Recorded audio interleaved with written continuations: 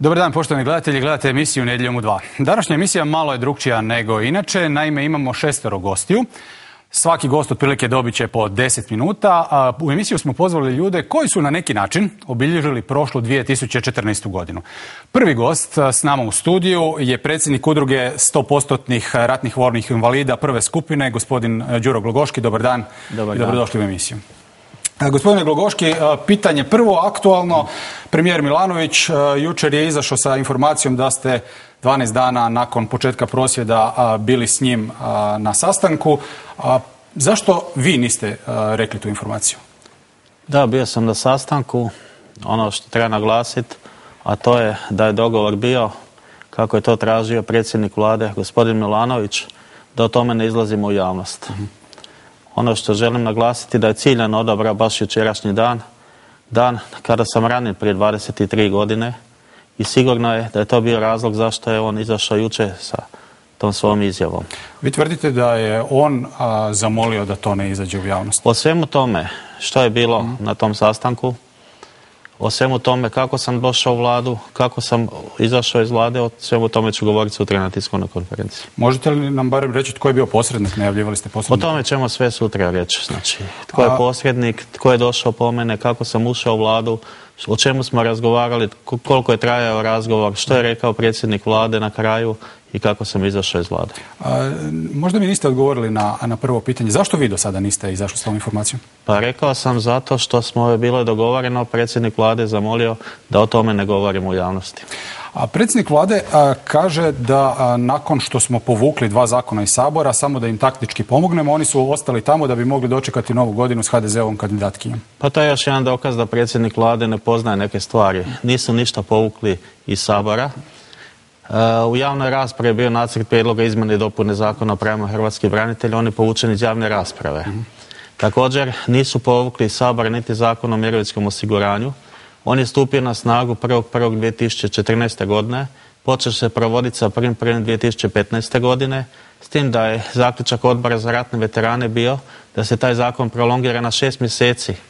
Kako je Sabor završio sa zasjedanjem, vlada je donijela uredbu kojom se prolongira samo jedan članak tog zakona, ne i cijeli zakon. Koji se odnosi na branitelje? Koji se odnosi samo na usklađivanje mirovina, na razdvajanje mirovina, na ništa drugo. Znači cijeli ostali zakon je počeo provoditi se s 1.1. ove godine. Dakle, vi tvrdite da ti zakoni nisu provučeni iz Sabora, tvrde nešto drugo, predsjednik vlade tvrdi nešto drugo, ali da se ne bi zamarali sa tim stvarima, vi ste također tražili donošenje Ustavnog zakona o pravima hrvatskih branitelja. To je jedan od vaših zahtjeva između ostalog. Tražite da kao skupina uđete u Ustav. Zašto?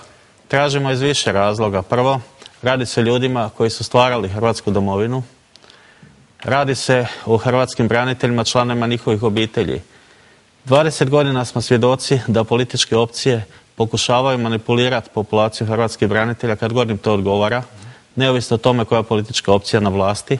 Sjetimo se samo 150.000 lažnih branitelja, sjetimo se lažnih hrvatskih ratnih vojnih invalida i to je ono što želimo spriječiti u svemu tome. Da zakon o pravima hrvatskih branitelja iz Domovinskog rata i članova njihovih obitelji postane ustavni zakon, kako nijedna politička opcija ne bi mogla manipulirati kako hrvatskim braniteljima, tako i njihovim pravima.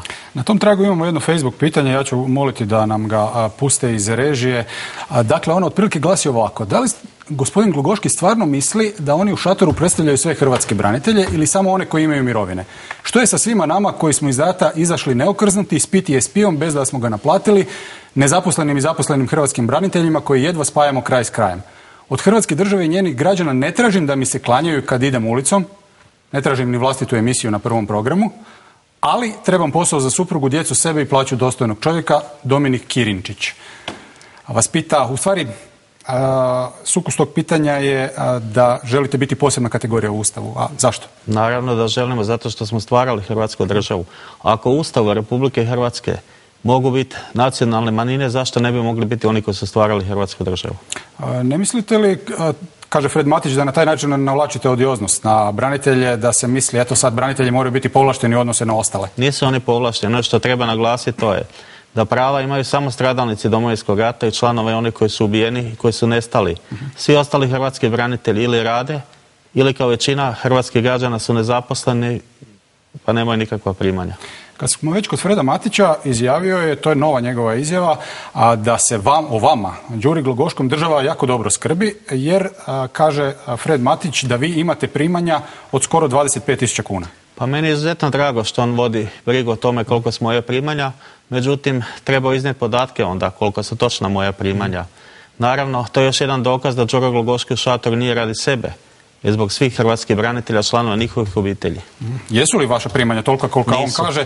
Kaže 12.000 kuna mirovine, invalidnine 3.800, posebnog dodatka 1.100, naknadu za tuđu njegu 3.800 i supruga da dobija za vašu njegu oko 4.000. Suprug ima svoju plaću koja radi. Ja sam 100% hrvatski ratni vojni invalid koji sam 24 sata ovisan o drugoj osobi. Znači, od 23 godine sam u invalidskim kolicima, pa je ministar Matić uz to trebao reći kolika su i njegova primanja onda, kao zdravoj osobi. Dakle, vi kažete da vaša primanja nisu ni blizu 25.000 kuna. Moja primanja nisu 25.000 kuna. Ne želim imati veća prava i biti zaštićeniji od drugih, to neki kažu, to smo već ovdje rekli, a zašto bi, vraćam se na ono, zašto bi vaša prava bila zaštićena Ustavom? Spomenuli ste nacionalna manjina, ali recimo nemamo invalide u Ustavu, nemamo umirovljenike u Ustavu. Mislite li da bi svi oni trebali ući u Ustav, kao što to vi tražite za sebe? Samo iz razloga zato što smo mi ti koji su stvarali Hrvatsku domovinu. I to je ono što svi moraju prepoznati ovdje, prije svega političari, koji, kao što sam rekao, pokušavaju manipulirati braniteljskom populacijom kada njima odgovara. Biste li bili zadovoljni da ministar branitelja postane Ante Kotromanović? Pa gledajte, mi imamo situaciju i koju smo rekli, nama nije bitno tko će biti ministar hrvatskih branitelja.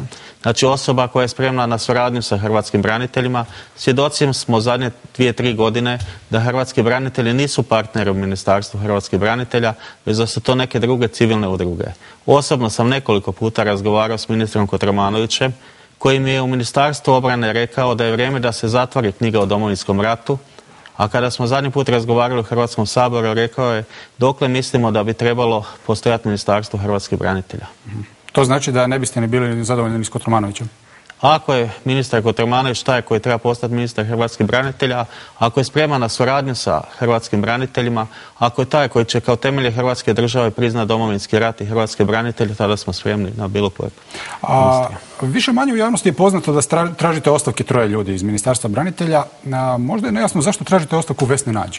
Za Bojana Glavaševića i Freda Matića se otprilike zna, razgovarali smo o tome zašto ta žena po vama treba dati ostavku. Vesna Nađ je kreator mnogih zakona, izmjena i dopuna zakona o pravima hrvatskih branitelja koji su prošli kroz Ministarstvo hrvatskih branitelja.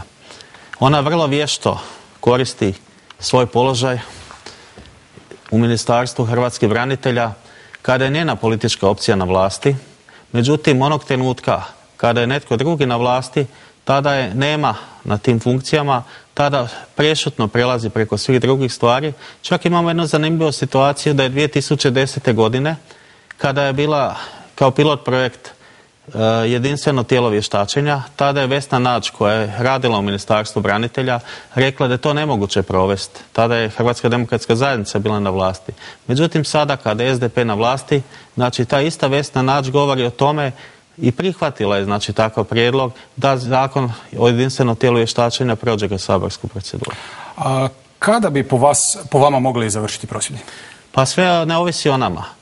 Mislim da su prosvjedi mogli već završiti drugi dan. U svakoj demokratskoj zemlji, kada ratni veterani izađu van, mislim da bi drugi dan se otvorila rasprava u parlamentu, da bi se razgovaralo o njihovim problemima, da bi se donijele odluke zbog kojih jesmo tamo i da branitelji više ne bi bili na ulici. S obzirom da ste ovdje u emisiji uvodno samo 10 minuta, zadržavam si pravo, ako vaš prosvjed se nastavi dalje, da vas pozovemo u emisiju pa da šire razgovaramo o ovoj problematici. Za sada vam hvala lijepa što ste došli. Želim vam svako dobro u životu, nova je godina, vidjet ćemo kako će vaši zahtjevi i inače kako će se situacija razvijati po tom pitanju. Hvala lijepa.